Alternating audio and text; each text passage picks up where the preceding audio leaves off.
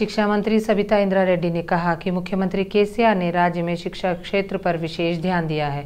मंत्री ने याद दिलाया कि इस साल शिक्षा क्षेत्र के लिए 29,613 करोड़ रुपए का बजट आवंटित किया गया है। मंत्री सबिता इंद्रा रेड्डी ने टीआरटी अधिसूचना जारी की है। उन्होंने कहा कि गुरुकुल शिक्षण संस्थानों में प्रदेश के गौरवपूर्ण परिणाम मिल रहे हैं। उन्होंने कहा कि शिक्षा विभाग ने गुरुकुलों में अधिक सुविधाएं उपलब्ध कराने तथा उन्हें उन्नत करने पर विशेष रूप से फोकस किया है। मंत्री ने याद दिलाया कि कुछ गुरुकुलों को डिग्री कॉलेज स्तर पर अपग्रेड किया जाना चाहिए। मंत्री ने बताया कि गुरुकुलों में 11,714 पदों को भरने की प्रक्रिया शुरू की गई है। मंत्री सबिता इंद्रा रेड्डी ने कहा कि राज्य में सरकारी स्कूलों को कॉरपोरेट शिक्षण संस्थानों के स्तर पर विकसित किया जाना चाहिए। उन्होंने कहा कि 5,310 शिक्षकों के पद भरे जा चुके हैं और संविदा कर्मचारियों को पहले ही नियमित किया जा चुका है। इसके अलावा बताया गया है कि विभिन्न शिक्षण संस्थानों में रिक्त पदों को भरा जा रहा है। मंत्री सबिता इंद्रा रेड्डी ने कहा कि फिलहाल इंटर और डिग्री स्तर पर 3,140 पदों की भर्ती प्रक्रिया चल रही है। मंत्री सबिता इंद्रा रेड्डी ने कहा कि केसीआर के शासनकाल में निजी क्षेत्र में भी रोजगार के बड़े अवसर पैदा हुए हैं। टीपीसीसी प्रमुख रेवंत रेड्डी ने स्पष्ट कर दिया है कि वह किस पद पर चुनाव लड़ेंगे। रेवंत रेड्डी ने कहा कि वह इस बार कोंडागल से चुनाव लड़ रहे हैं। उन्होंने कहा कि वह आज इसके लिए आवेदन कर रहे हैं। रेवंत रेड्डी ने कहा कि स्थानीय नेता उनकी ओर से आवेदन कर रहे हैं। रेवंत रेड्डी ने कहा कि वह कोंडागल का विकास चाहते हैं। वहीं 2018 में रेवंत रेड्डी ने कोंडागल से चुनाव लड़ा और हार गए। बाद में मल्काजगिरी से चुनाव लड़े और जीतकर सांसद बने। टीजेएस अध्यक्ष प्रो कोदंडराम ने कहा कि राज्य में अत्याचार और माफिया शासन को खत्म करने के लिए विपक्ष को एक साथ आने की जरूरत है। उन्होंने कहा कि केसीआर हर केडर से 2 सीटों पर चुनाव लड़ रहे हैं। इससे बेहतर होगा कि विपक्षी पार्टियां केसीआर के खिलाफ संयुक्त उम्मीदवार उतारे। दरअसल कहा गया है कि ये गद्दार का आइडिया था। नामपल्ली में पार्टी कार्यालय में बोलते हुए उन्होंने सुझाव दिया कि गठबंधन पर विपक्षी दलों के बीच कोई तनाव नहीं होना चाहिए। उन्होंने कहा कि यह स्पष्ट हो गया है कि भाजपा बीआरएस एक है और केसीआर द्वारा धोखा दिए गए सभी कम्युनिस्टों को एकजुट होना चाहिए। उन्होंने कहा कि टीजेएस अगला चुनाव जरूर लड़ेगी। उन्होंने कहा कि पार्टी का गठन प्रतिस्पर्धा के लिए किया गया है। उन्होंने कहा कि केसीआर की उम्मीदवारों के पूर्व घोषणा के पीछे कोई आक्रामकता नहीं है। उनका इरादा बार बार धोखा देने का नहीं है कि सभी ने केसीआर पर विश्वास किया और धोखा खा गए। उन्होंने विश्वास जताया कि अगर विपक्ष एकजुट होकर केसीआर का सामना करेगा तो उन्हें जीत जरूर मिलेगी। मंत्री तलसानी श्रीनिवास यादव, गृह मंत्री महमूद अली, सांसद Manohar Reddy, mayor Gadwal Vijayalakshmi, GHMC commissioner Ronald ने हैदराबाद कलेक्ट्रेट में कलेक्टर अनुदीप दुरीशेट्टी से मुलाकात की। मुख्यमंत्री केसीआर के आदेश के तहत लाभार्थियों के लिए डबल बेडरूम घरों का चयन कार्यक्रम बिना किसी अनियमितता के आयोजित किया गया। मंत्री तलसानी श्रीनिवास यादव ने कहा कि मुख्यमंत्री केसीआर गरीबों को जितने डबल बेडरूम दे रहे हैं उतने देश में कहीं नहीं और नहीं दिए जा रहे हैं। उन्होंने कहा कि गरीबों को खुशी से जीने के लिए उन्होंने अपने विचार से डबल बेडरूम डिज़ाइन किया है। उन्होंने कहा कि अगर केंद्र सरकार 1.5 लाख देती है तो राज्य सरकार इसके लिए 8 लाख दे रही है।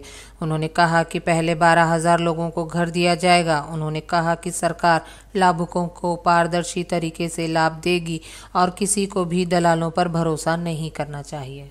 मंत्री तलसानी श्रीनिवास यादव ने कहा, बीसी बंधु कार्यक्रम जाति श्रमिकों को प्रोत्साहित करने और वित्तीय सहायता प्रदान करने के मुख्य उद्देश्य से लागू किया जा रहा है। उन्होंने सिकंदराबाद छावनी निर्वाचन क्षेत्र में 300 लाभार्थियों को बीसी बंधु के तहत स्वीकृत चेक सौंपे। मंत्री तलसानी ने कहा कि 1 लाख रुपए की वित्तीय सहायता बीसी जाति के गरीब लोगों के लिए एक फायदेमंद रहेगी।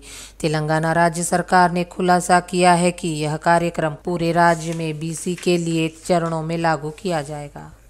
बेगमपेट में प्रगति निवेदन बैठक हुई। कुकटपल्ली विधायक माधव रामकृष्ण राव ने कहा कि बेगमपेट डिवीजन में दीर्घकालिक समस्याओं का समाधान किया गया। माधव रामकृष्ण राव ने बेगमपेट में 4 दिनों तक पदयात्रा की।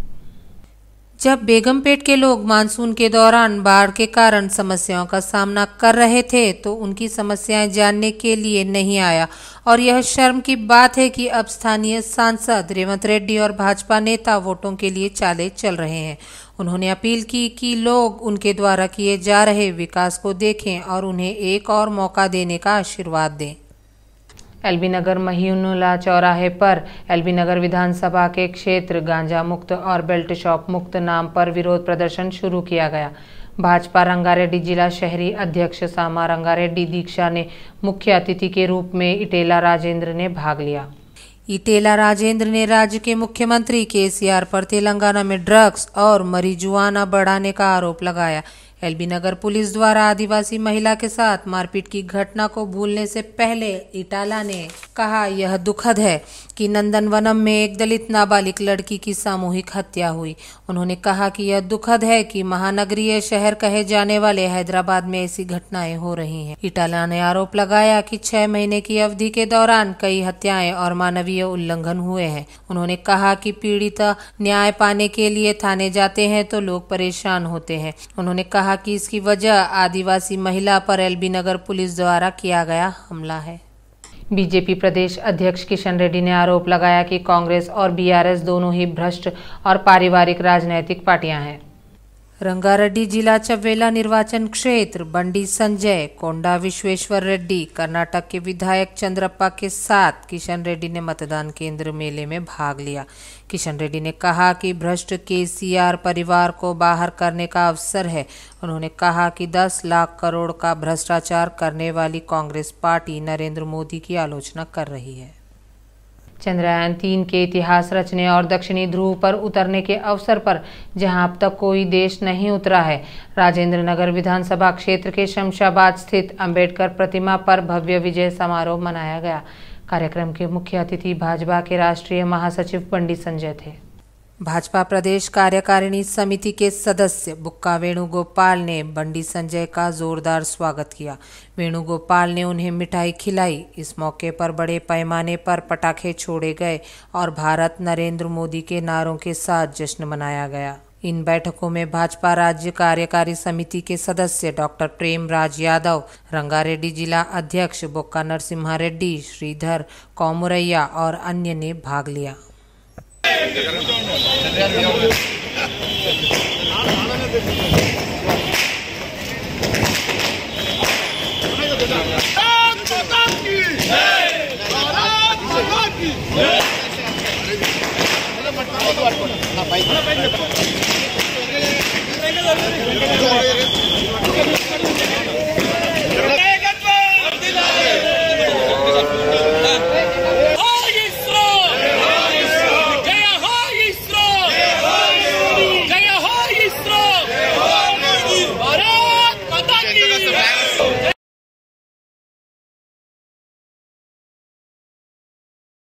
मलकपेट विधायक बलाला ने भरोसा जताया कि वह अगला चुनाव जरूर जीतेंगे।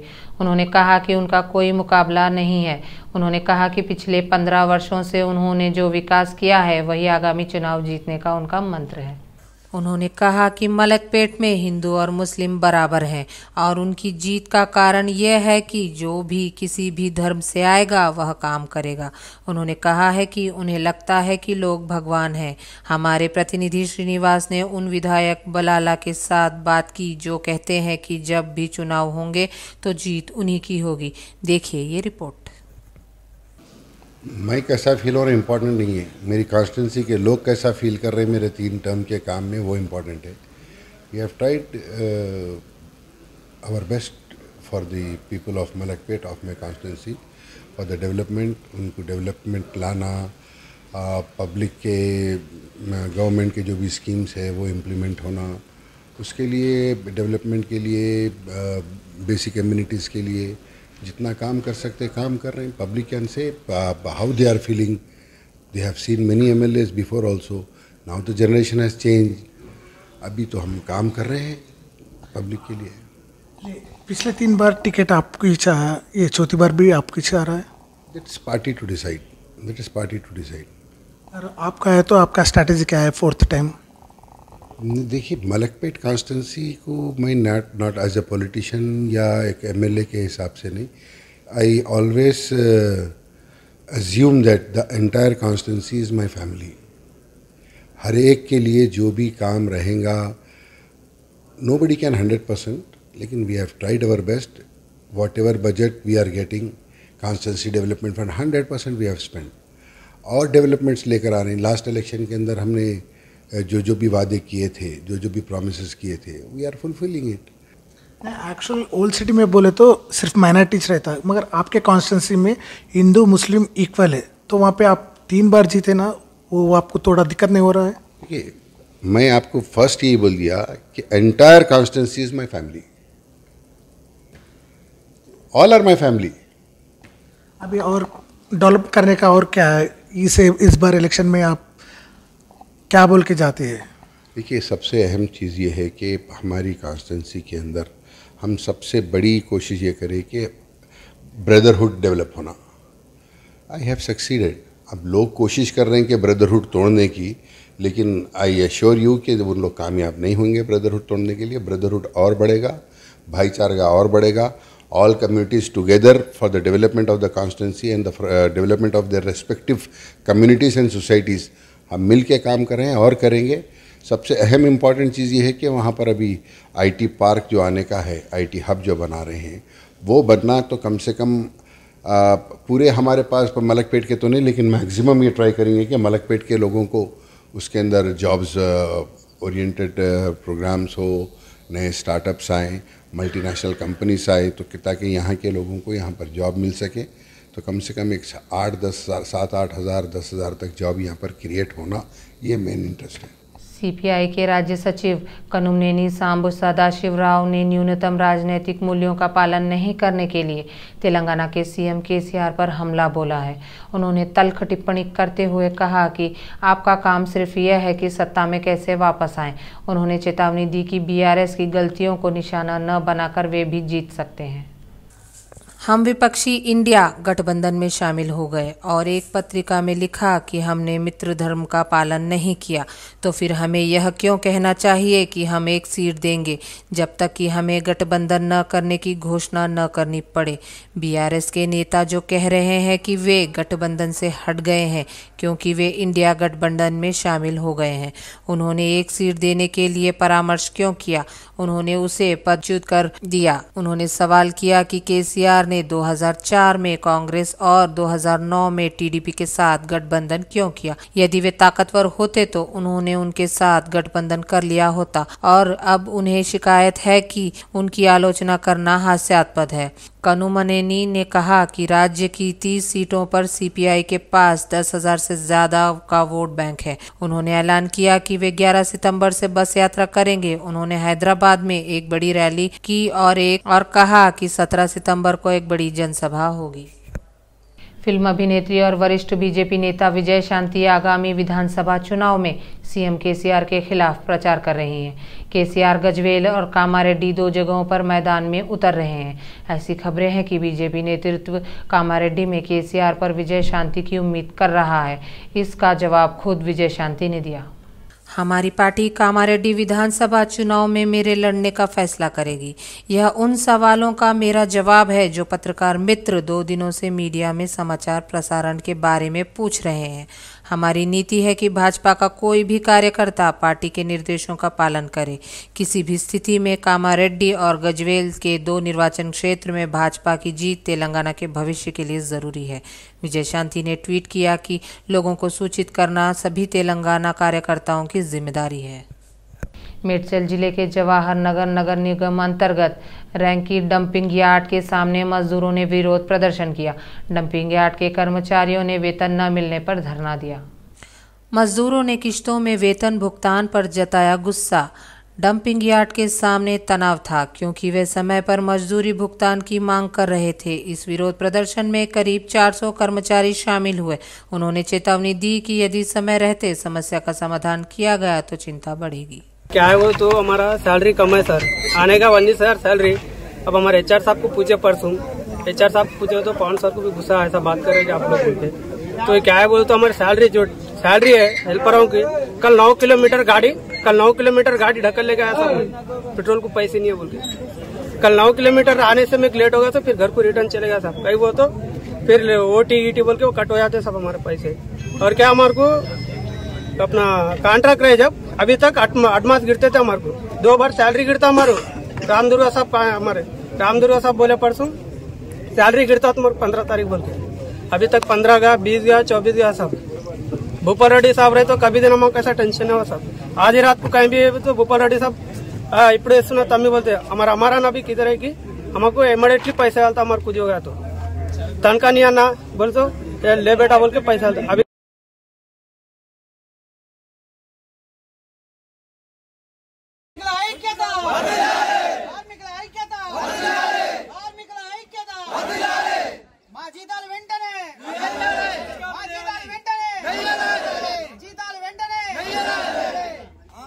अस्थमा और दमा के मरीजों को मछली की दवा बांटने वाले बतिनी हरिनाथ गौड़ का निधन हो गया।